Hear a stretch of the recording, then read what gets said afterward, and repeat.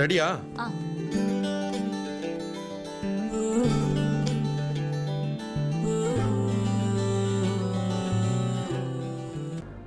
ஐயா, அப்ப இன்னைக்கு மனம் கொடுக்க மாட்டீங்களா? இல்ல பாண்டியா, மெயின் ரோடுக்கு பையன் அனுப்பி எடுத்துட்டு வந்துட்டேன். இந்தா.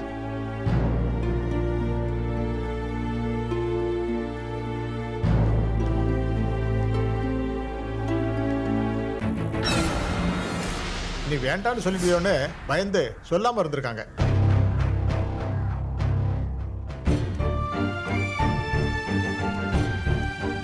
எதுக்கு எல்லாரும் இப்படி போய் சொல்லிட்டு இப்படி ஒரு வேலையை பார்க்கணும்?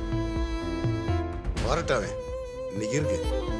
அச்சோ டேய், இன்னைக்கு ஒரு விரலையுமே வெடிக்க போகுது. எதுக்கு அப்பாவுக்கு தெரியாம ஏதாவது ஒண்ணு பண்ணிக்கிட்டே இருக்காங்க.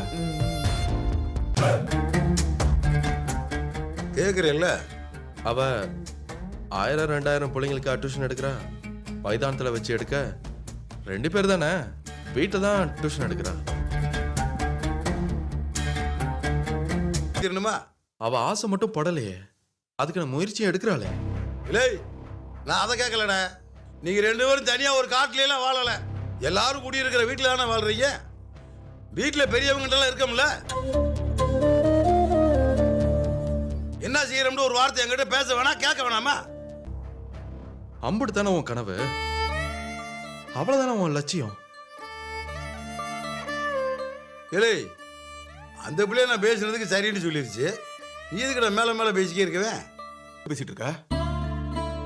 அண்ணா, அவன் எதிர்த்து பேசல, அவன் பக்கம் இருக்கிற நியாயத்தை தானே சொன்னியா? டேய், எதுடா நியாயம்? அப்பா பேசுனதுதான் சரி. அண்ணா, அப்பா பேசிட்டாருங்கிறதுக்காக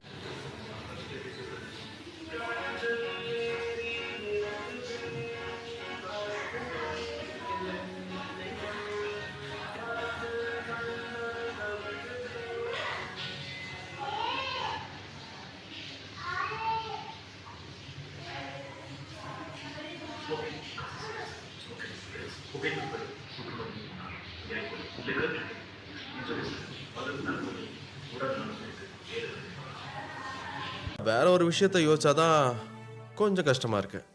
என்ன விஷயம்? என்ன, டியூஷன் விஷயத்திலயும் இந்த மாதிரி ஒரு விஷயம் நடந்துச்சு.